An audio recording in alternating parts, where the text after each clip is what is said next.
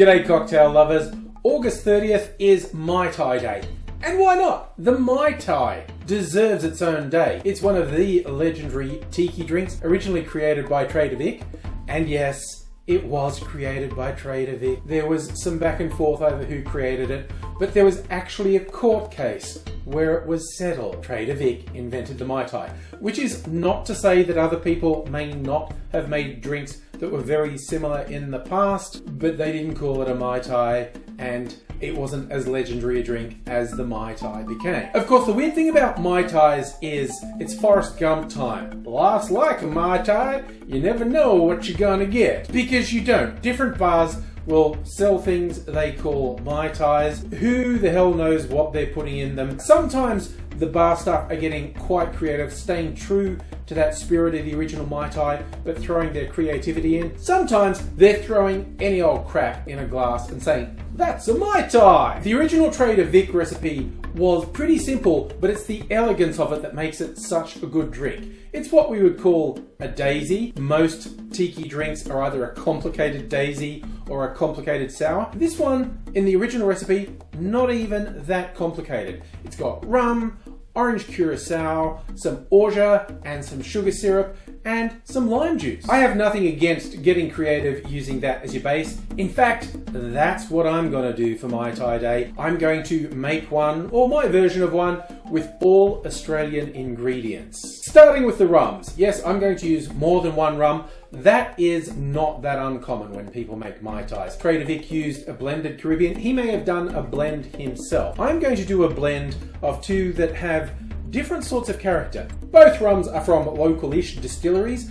This one's from the Killik distillery, they're silver, and this is 59% ABV, high ester. Basically, they're very into that funkiness that the Caribbean rums are renowned for. So they say they go for the hogo, and this has got those really aromatics. For a white rum, it's really aromatic because a lot of white rums are very light and, in fact, hardly removed from vodka, some of them. But this one, a lot of aroma and a lot of alcohol behind it at 59%.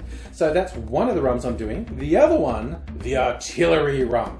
Now this is actually imported Caribbean rum, but then it's finished in Oloroso sherry barrels here in Australia. So it's got the Caribbean vibe and it's got some local flavour as well. I'm going to split between these two. I think that'll make for an interesting flavour. For the orange liqueur, I'm using this from another local-ish distillery, the Bass and Flinders distillery, called this Madam Marmalade. Now they are brandy distillers and gin distillers, and this actually has a brandy base. And so along with the great orange flavours, it really has some brandy character there as well. So I think this is really going to bring something extra to the drink. This will be my biggest divergence from Trader Vic's recipe. I'm not going to use orgeat. I'm going to use this liqueur. It's a barrel-aged macadamia liqueur. This is one of my favorite things ever. This comes from the furthest away from me. This is from Brookies, the Byron Bay distillery up in New South Wales. When they had their macadamia liqueur,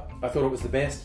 Then they released a barrel-aged version. It was better. And given that orgeat is an almond-based sweetener, I thought this is a bit cheeky, but a macadamia-based liqueur as the sweetener is where I'm going. I am going to add a little sugar syrup as well. Pretty robust one that I've made. There is a video on my channel showing how I made this. It's my spiced apple brown sugar syrup. And again, just a little bit of this, I think is going to give the drink some nice character. In our shaker, putting 1 ounce or 30 mils of the white rum, then 1 ounce or 30 mils of the Caribbean rum.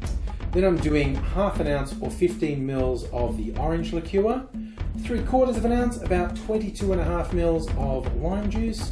Then I'm doing about 1/3 of an ounce or 10 mils of my macadamia liqueur, and 1/4 of an ounce, maybe 7.5 mils of the sugar syrup. Add ice to the shaker, shake that good and hard for 10 or 15 seconds to chill and dilute the drink, and then strain that into a rocks glass over a big chunk of ice. I don't have any pineapple pieces, which would be quite traditional garnish for a Mai Tai, but hey, why not just go with a maraschino cherry? That never goes astray.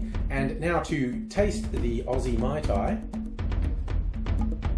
Yep, that rum character is coming through. It's a really good balance of the sweet and the sour from the lime juice, and that depth from the rums. A good Mai Tai really does hinge on, well, not getting stupid with the recipe, but also the quality of your rums in particular. Might be stating the obvious, but sometimes people make a drink and they go, oh, yeah, it's very good, and then you find out they used a really ordinary base spirit. No, use a good one, or more than one good ones if you're doing a blend like me. And the Mai Tai, as I said, you never know what you're going to get.